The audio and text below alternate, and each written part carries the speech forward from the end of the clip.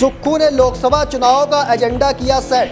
Bharatiya Janata party की 5 वर्ष पहले जो सरकार थी, मैंने ऐसा पहले कभी नहीं देखा। ऐसी अव्यवस्था का आलम है, इसे ठीक करने के लिए हमें दिन रात मेहनत करनी पड़ रही है। कांगड़ा जिला से भाजपा सांसद टारगेट। इतिहास में ऐसी आपदा पहले कभी नहीं देखी गई। भयंकर तबाही हुई, आर्थिक तंगाली थी। भारतीय जनता पार्टी के 3 सदस्य जो चुन कर गए थे यहाँ से लोकसभा के सदस्य, उन्होंने एक बार भी कहीं गृह मंत्री और प्रधानमंत्री से मिलकर ये बात नहीं की इन्हें स्पेशल रिलीफ पैकेज दीजिए। सरकार गांव के द्वार पर सरकार सवार। लेकिन भारतीय जनता पार्टी की सरकार हिमाचल विरोधी भाजपा बन गई है। भारतीय जनता पार्टी के केंद्रीय जो हमारे सांसद और केंद्रीय नेता है, उसको रुकवाने की कोशिश करते हैं। हिमाचल भाजपा पर हमले सिलसिलेवार। नमस्कार दोस्तों, आप देख रहे हैं समाचार फर्स्ट टू द पॉइंट। मैं हूं आपके साथ बालकृष्ण। हिमाचल प्रदेश के सबसे बड़े जिले कांगड़ा से मुख्यमंत्री ठाकुर सुखविंदर सिंह सुक्खू ने आने वाले लोकसभा चुनाव का एजेंडा सेट कर दिया है। सरकार गांव के द्वार कार्यक्रम के जरिए जहां एक ओर सरकार के कार्य गिनवाए जा रहे हैं, तो वहीं दूसरी ओर हिमाचल भाजपा पर सिलसिलेवार हमले भी किए जा रहे हैं। इतना ही नहीं, मुख्यमंत्री ठाकुर सुखविंदर सिंह सुक्खू नेता प्रतिपक्ष जयराम ठाकुर के साथ साथ लगातार भाजपा के तीनों सांसदों को सियासी तौर पर टारगेट करते दिख रहे हैं। अपने ससुराल परागपुर पहुंचकर भी सुक्खू ने कुछ ऐसा ही किया। मुख्यमंत्री सुक्खू ने एक बार फिर आपदा का मुद्दा उठाया।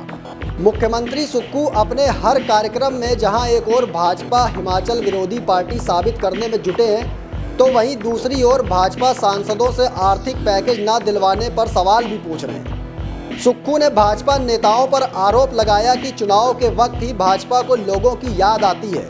आप खुद सुनिए। हम भारत सरकार से मांग करते रहे कि स्पेशल रिलीफ पैकेज दीजिए।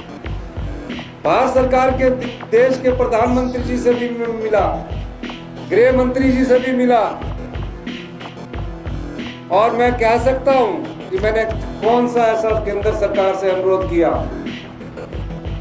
पर भारतीय जनता पार्टी के 3 सदस्य जो चुन कर गए थे यहाँ से लोकसभा के सदस्य, उन्होंने एक बार भी कहीं गृह मंत्री और प्रधानमंत्री से मिलकर ये बात नहीं की कि कम से कम एक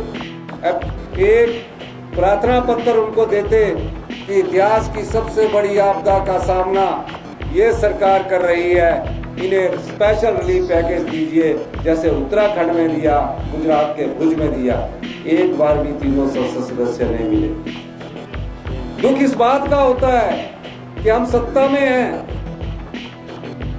और आप भी चुनावों के वक्त आकर बड़े बड़े वादे करते हैं। तो सुना आपने, मुख्यमंत्री सुक्खू के लगातार हमले खास तौर पर हिमाचल भाजपा पर क्या असर डालते हैं, ये तो लोकसभा चुनाव में देखने वाली बात होगी। लेकिन जिस तरह से हर मुद्दे पर मुख्यमंत्री भाजपा पर पलटवार कर रहे हैं, उससे तो ऐसा ही लगता है कि लोकसभा चुनाव में हिमाचल कांग्रेस को कहीं ना कहीं सियासी तौर पर फायदा मिल सकता है।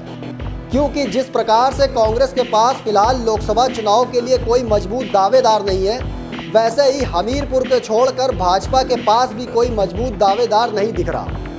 भाजपा भले ही सरकार की गारंटियों और भगवान श्री राम जैसे राष्ट्रीय स्तर के मुद्दों को भुनाने की जुगत में लगी हो, लेकिन सुक्खू भाजपा के हर एक मुद्दे को हिमाचल से जोड़ दे रहे हैं। फिलहाल मुझे दीजिए इजाज़त, फिर मिलेंगे एक और स्पेशल रिपोर्ट लेकर।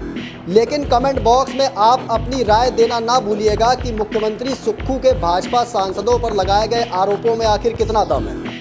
आपकी राय हमारे लिए बेहद महत्वपूर्ण है। धन्यवाद।